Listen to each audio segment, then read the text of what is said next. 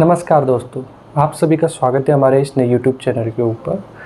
हम आज बात करने वाले हैं, आज का जो हमारा टॉपिक है वो व्हीटस्टोन ब्रिज होगा। देखिए, व्हीटस्टोन ब्रिज बहुत ही इम्पोर्टेंट चैप्टर है। व्हीटस्टोन ब्रिज पे आपको सिंपल क्वेश्चंस आते हैं, उसका वर्किंग प्रिंसिपल और उसका डेरिवेशन आता है।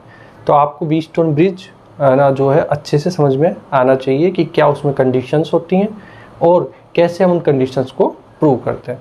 तो ये जो है आपके एग्ज़ाम बोर्ड के अकॉर्डिंग भी बहुत इम्पोर्टेंट है। और आगे अगर आप फर्दर जब आप वो करते हैं तो आपको अगर एग्ज़ाम की प्रिपरेशन अगर आप करते हैं तो उसके अंदर भी आपको ये टॉपिक बहुत ही इम्पोर्टेंटली काम करेगा। ठीक है, तो इसका वर्किंग प्रिंसिपल आज हम समझेंगे कि कैसे क्या होता है, क्यों हम इसको यूज़ करते हैं, वो सब चीज़ें हम देखने वाले हैं। ठीक है, व्हीटस्टोन ब्रिज हो गया, वेन्स ब्रिज हो गया, ये बहुत सारे ब्रिज होते हैं ऐसे। जब आप आगे की स्टडी करेंगे तो उसमें आपको इनको प्रैक्टिकली भी देख पाओगे आप कि वहाँ पर बॉक्सेस वगैरह होंगे, उन पे ये सर्किट लगा हुआ होता है और आपको किस तरीके से वैल्यूज़ फाइंड आउट करनी होती है। ठीक है, चलते हैं अब हमारे टॉपिक के ऊपर, व्हीटस्टोन ब्रिज।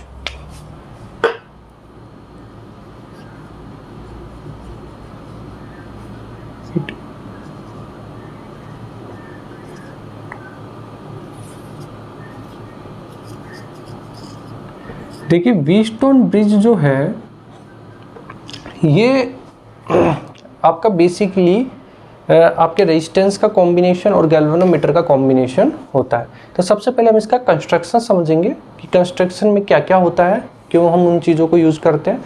फिर उसके बाद में हम नेक्स्ट जो होगा हमारा सेगमेंट, उसके अंदर हम इसका वर्किंग प्रिंसिपल समझेंगे।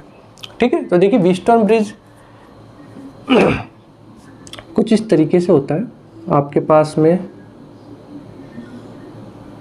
चार जो है, थोड़ा सा डायग्राम ये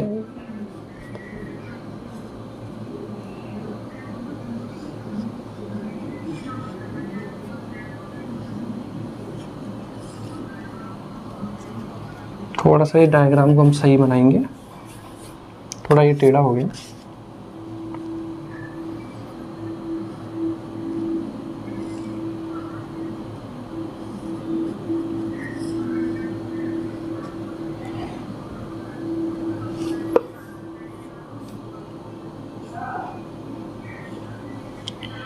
एक हम यहाँ से गैल्वेनोमीटर जो होता है वो हम ले लेते हैं और वो उसको इधर कनेक्ट कर देंगे।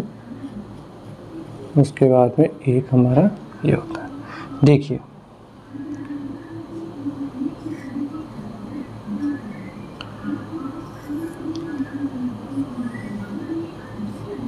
यहाँ एक की लगी होती है। जब हम इसको यूँ कनेक्ट कर देते हैं और हटाते हैं, इसको हम लिख देते हैं कि ये आपका वोल्टेज, ये आपका हाई करंट गया। ठीक है, जाएगा।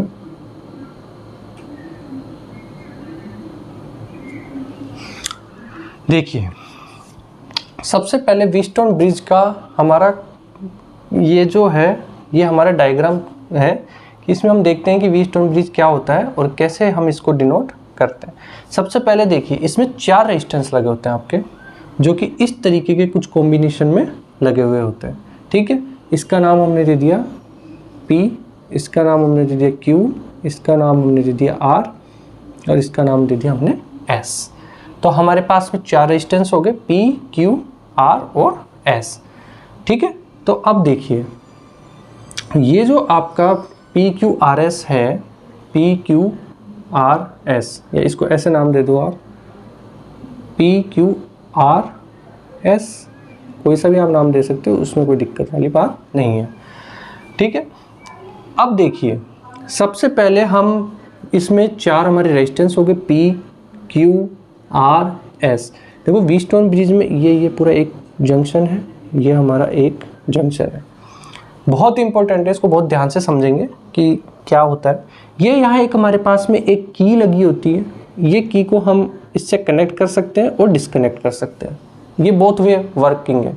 ठीक है, इसको जब आप इससे कनेक्ट करोगे तो ये कनेक्ट हो जाएगी, आपका जो वो भी है सर्किट वो कंप्लीट हो जाएगा। अगर आप इसको हटा दोगे तो ये डिस्कनेक्ट हो जाएगी और आपका सर्किट हट जाएगा। ठीक है, एक हमने V वोल्टेज की बैटरी ले ली जहाँ से हमारा I करंट फ्लो हो रहा है, यहाँ तक किसी को कोई दिक्कत नहीं आएगी। अब देखिए, जब यहाँ से यहाँ के बीच में हमने एक गैल्वेनोमीटर लगा रखा है। देखिए गैल्वेनोमीटर क्या होता है, सबसे पहले समझने वाली बात यह है कि गैल्वेनोमीटर क्या होता है। गैल्वेनोमीटर वो एक डिवाइस होता है जिससे आप करंट को तो मेज़र कर ही सकते हो, मतलब करंट का मैग्नीट्यूड मेज़र कर सकते हो, उसमें कितना एम्पियर करंट फ्लो हो रहा है, साथ में उसकी डायरेक्शन भी मेज़र कर सकते हो। तो ये दोनों चीज़ें जो है आपके गैल्वेनोमीटर बताता है। गैल्वेनोमीटर आपका फर्स्ट थिंग क्या बताएगा कि ये आपका करंट का मैग्नीट्यूड बता देगा। सेकंड थिंग आपका ये करंट की डायरेक्शन को भी बता देता है। तो अब आपको क्लियर हो गया, करंट का मैग्नीट्यूड और करंट की डायरेक्शन दोनों आपको बता देगा ये गैल्वेनोमीटर। तो गैल्वेनोमीटर का काम ये हो गया, करंट की डायरेक्शन को बताना है और करंट के मैग्नीट्यूड को भी बताता है। जबकि आपका एम्पियर और वोल्टमीटर क्या होते हैं, एम्पियर आपका सिर्फ करंट को बताएगा और वोल्टमीटर आपका वोल्टेज बताता है। ये गैल्वेनोमीटर आपको डायरेक्शन भी बताता है। इसके बीच में एक नीडल होती है, तो जिस भी डायरेक्शन में करंट होगा उस डायरेक्शन में वो मूव कर जाएगी और साथ में आपको मैग्नीट्यूड भी बता देगी। इस तरीके से आपका गैल्वेनोमीटर वर्क करता है। अब देखिए यहाँ पर आपका P, Q, R, S आपके 4 रेजिस्टेंस हो गए। ठीक है, आपका एक बैटरी वोल्टेज लग गया और आपकी की हो गई। तो ये तो आपकी इसमें एक कंस्ट्रक्शन की बात हो गई। कंस्ट्रक्शन में आपका क्या क्या आ गए, चारों आपके रेजिस्टेंस आ गए। ठीक है, और आपका एक बैटरी आ गई, ठीक है, जिसका वोल्टेज V है, और एक आपकी की आ गई जिसको आप कनेक्ट और डिस्कनेक्ट कर सकते हैं सर्किट को कंप्लीट करने के लिए। अब आप एक चीज़ देखेंगे कि सर ये आपके पास में 4 जो रेजिस्टेंस है ये क्या सीरीज में पैरेलल में, तो देखिए ये ना ये अभी सीरीज में कनेक्ट है कहीं और ना आपके कहीं पैरेलल कनेक्ट है। अभी आप इसके बारे में भी कुछ भी बात नहीं कर सकते। एक तो बीच में देखिए गैल्वेनोमीटर आ गया, तो ये पार्ट अलग हो गया, ये पार्ट अलग हो गया। ठीक है, उसके अलावा आपका जो देखो ये P और Q के बारे में आप कुछ नहीं कह सकते क्योंकि बीच में एक गैल्वेनोमीटर का आ गया। ठीक है, गैल्वेनोमीटर में आपका करंट है, मान लीजिए, हमने मान लेंगे, अभी करंट की हम बात कर लेंगे, तो IG फ्लो हो रहा है ना, तो हम इसके बारे में भी कुछ कह नहीं सकते कि P और Q सीरीज में भी नहीं है और पैरेलल में भी नहीं है। सिमिलरली R और S भी अभी सीरीज और पैरेलल में नहीं है, और P और R आप बता ही नहीं सकते कि ये सीरीज में है या पैरेलल में। तो अभी आप यहाँ ये डिसाइड नहीं कर सकते कि आपके ये जो रेजिस्टेंस है ये सीरीज में है या पैरेलल में है। ठीक है, इस तरीके से देखना होता है। अब देखिए, इस वोल्टेज B से आपका करंट I फ्लो हो गया। ठीक है, आपने की को कनेक्ट कर दिया। जैसे ही आपने की को कनेक्ट किया, ये की है, इस की से आपने इसको कनेक्ट करा। ठीक है, ये कुछ इस तरीके से होती है कि आपने इसको कनेक्ट करा और डिस्कनेक्ट कर दोगे। अब देखिए यहाँ से आपका एक करंट I फ्लो हुआ, यहाँ पर I आया। मान लेते हैं कि यहाँ आपका ये I1 करंट फ्लो हुआ। ठीक है साहब, यहाँ से ये करंट यहाँ गया, यहाँ से ये करंट IG, इसमें कोई दिक्कत नहीं है। यहाँ से और यहाँ तक का करंट आपका I1 गया, यहाँ से यहाँ तक का करंट आपका IG आया। IG का मतलब हो गया आपका करंट इन गैल्वेनोमीटर, मतलब जो भी गैल्वेनोमीटर में जो करंट जाएगा वो IG होगा। यहाँ से आपका करंट I1 गया, I1, और यहाँ से करंट हो गया वो IG। तो आप ये देखिए कि इस पॉइंट पे देखो, ये करंट यहाँ I आया था, यहाँ से ये I1 में कन्वर्ट हुआ, फिर ये इस पॉइंट पे गया, यहाँ से कुछ करंट IG यहाँ चला गया, तो यहाँ कितना जाएगा, I1 माइनस IG। ये किसी को कोई दिक्कत नहीं होनी चाहिए। जी मैं थोड़ा सा ही बना देता हूँ, I1 माइनस IG। यहाँ तक किसी को कोई दिक्कत नहीं है। मैं एक बार फिर से बता रहा हूँ, यहाँ से आपका करंट I1 गया, इस पॉइंट पे I1 आया, और IG करंट आपका नीचे चला गया। ठीक है, तो I1 माइनस IG इधर हो गया भाई। IG यहाँ I1 आया, यहाँ से कुछ IG चला गया, तो अब यहाँ कितना जाएगा आगे, I1 माइनस IG। ठीक है सर, अब मैं यहाँ चलाता हूँ, ये I1 हुआ, तो मैंने मान लिया इसको कि यहाँ मेरा करंट गया I2। यहाँ तक कोई दिक्कत नहीं है किसी को। यहाँ मेरा करंट I1 था, यहाँ मेरा करंट I2 था, I2 इधर गया, ये IG यहाँ आया, तो इस पॉइंट पे मेरे को कितना मिलेगा, I2 प्लस जो नीचे से आ रहा है IG, तो आगे कितना जाएगा मिला करके, I2 प्लस IG।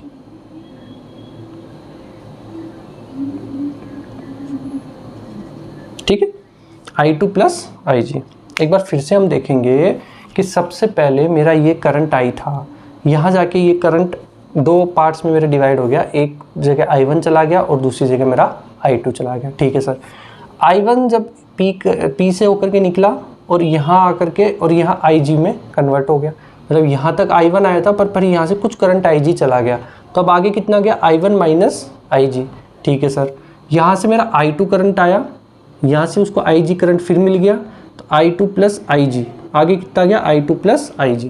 आपका रेजिस्टेंस P, Q, R और S हो गया, वोल्टेज V हो गया, ये की हो गई हमारी जो कनेक्ट होती है और डिस्कनेक्ट होती है, और ये हमारा एक बीच में गैल्वेनोमीटर लगा हुआ। तो वर्किंग ये कुछ इस तरीके से इसकी आपकी कंस्ट्रक्शन, और कुछ इसमें करंट का जो डायरेक्शन होगा वो इस तरीके से होगा। पहली चीज़ आपको क्लियर हो गई। अब मैंने इसका कुछ नाम दे देता हूँ इन पॉइंट्स के। ये मैंने A ले लिया, ये मैंने B ले लिया, ये मैंने C ले लिया, ये मैंने D ले लिया। ठीक है, अब व्हीटस्टोन ब्रिज का जो प्रिंसिपल ये कहता है कि आपका जो भी करंट फ्लो होगा, अब देखिए करंट का डायरेक्शन, तो अब हम इसको प्रूव करेंगे, जो भी इसकी स्टेटमेंट है उसको प्रूव करेंगे हम कि वास्तव में ये होता है या नहीं होता। भाई जो यहाँ हम बात कर रहे हैं कि I1 यहाँ गया, IG यहाँ गया, I2 यहाँ इधर से गया, IG इधर से आगे चला गया, तो ये सब चीज़ों को अब हम प्रूव करने वाले हैं। तो हम ये मान के चलते हैं, देखिए बैलेंसिंग कंडीशन, यहाँ पर बैलेंसिंग कंडीशन की बात करेंगे तो उसमें हमें IG 0 लेना पड़ेगा, मतलब आपका जितना करंट इधर से गया उतना ही करंट इधर से भी जाना चाहिए। ठीक है, तो हमने इसके लिए बैलेंसिंग कंडीशन के लिए balancing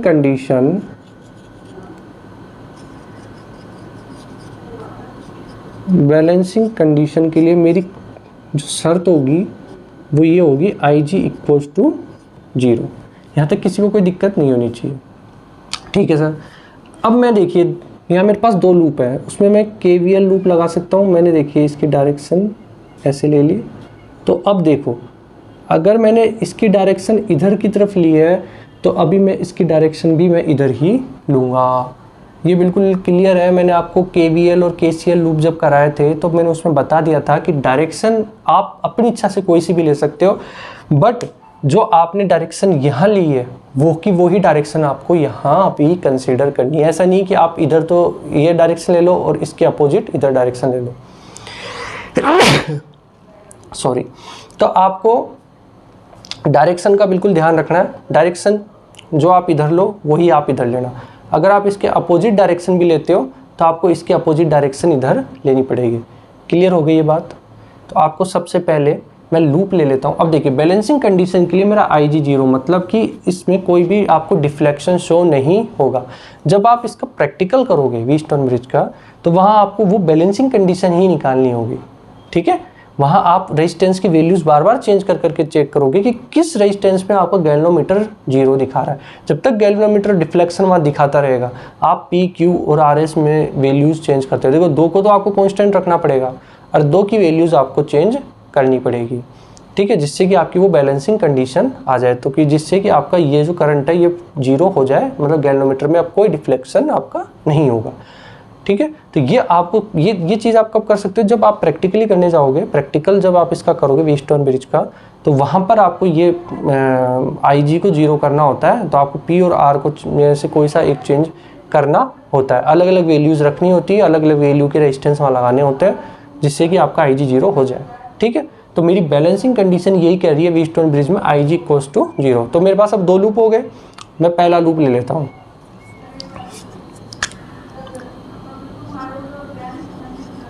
loop number 1, A B D A, A B D A, loop A B D A। देखो सबसे पहले आप इधर से जाओगे, ये I था, यहाँ पर गए, यहाँ I1 करंट हुआ। ठीक है, अब देखो मैंने आपको बताया था वहाँ पर डायरेक्शन कैसे लेनी है। अगर आप करंट की डायरेक्शन में चल रहे हो तो पॉजिटिव, और अगर अपोजिट डायरेक्शन में चल रहे हो तो नेगेटिव। यहाँ आप गए, यहाँ पर आपके करंट की डायरेक्शन में, तो I1 P आपने ले लिया। ठीक है सर, अब जब आप यहाँ से फिर नीचे उतरोगे तो IG तो आपका 0 है ही, आप इस पॉइंट पे आ जाओगे, और जब आप वापस इधर चलोगे तो अब आपका करंट की डायरेक्शन के आप अपोजिट डायरेक्शन में चले, आप यहाँ चले, यहाँ से आप नीचे उतरे, IG 0 था, आप इस पॉइंट पे पहुँच गए। अब इस पॉइंट पे आप जब यहाँ पहुँचे और इधर की तरफ चले तो आपका I2 R, ये आपको जो है, अब देखो इन दोनों पॉइंट पे अगर बैलेंसिंग कंडीशन में पोटेंशियल जो होगा वो 0 होगा। ठीक है, तो मैंने लूप 1 में लगा दिया ABDA में KVL, यहाँ ये भी लिख लो KVL लूप लगाया है, किरचॉफ वोल्टेज लूप। ठीक है, तो लूप 1, इसको मैं 1 नाम दे देता हूँ जिससे आपको दिक्कत नहीं होगी, 1 और ये हो जाएगा आपका 2। लूप 1 में मैंने ABDA, A से गया I1P, क्योंकि करंट की डायरेक्शन में ही है तो I1P हो गया। फिर मैं यहाँ से नीचे उतरा, IG मेरा 0 हो गया, मैं यहाँ पहुँच गया, और जब मैं वापस इधर चलूँगा तो अब मेरी करंट की डायरेक्शन के अपोजिट हो गया, तो -I2R। तो मेरा क्या हो जाएगा, I1P बराबर I2R, इक्वेशन नंबर 1। ठीक है, I1P equals to I2R, equation number मेरी 1 हो जाएगी। अब मैं चलूँगा लूप 2 में। लूप 2 कौन सा है, BCDB।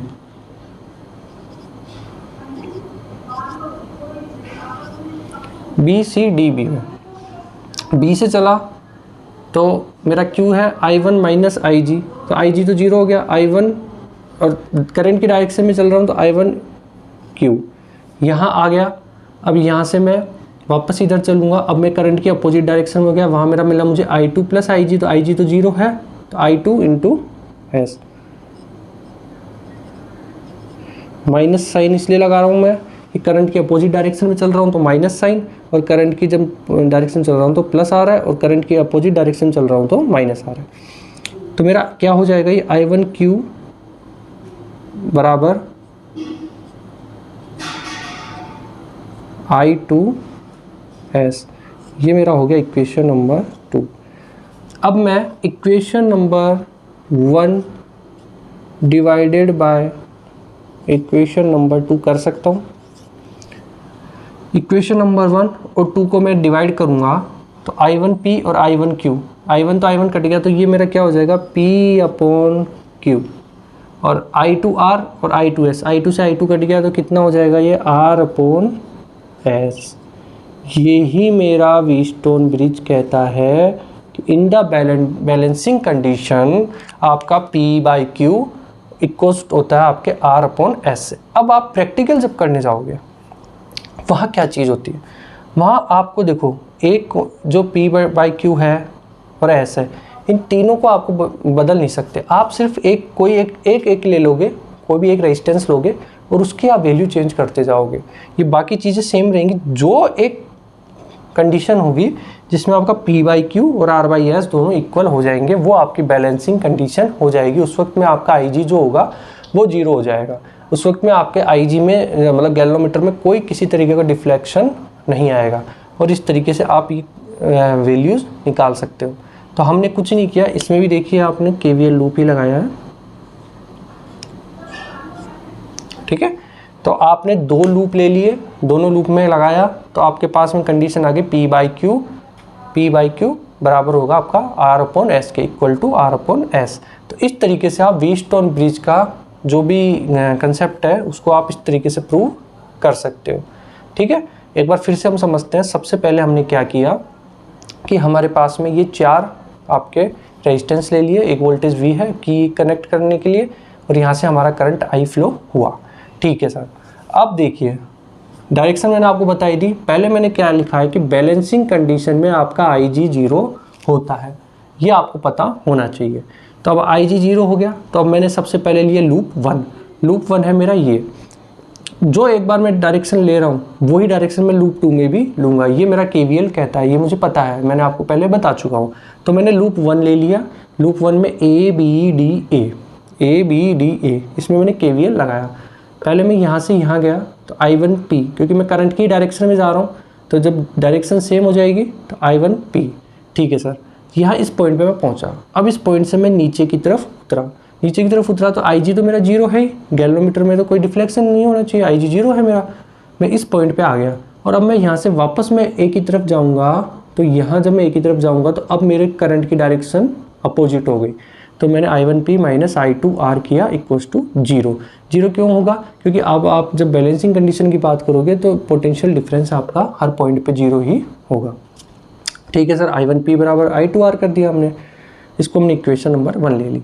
सेकंड में हमने जब सेकंड लूप लिया, सेकंड लूप है हमारा BCDB, BCDB, इसमें मैंने KVL लूप लगाया। तो सबसे पहले मैं यहाँ से चला I1 माइनस IG, ठीक है, इंटू Q।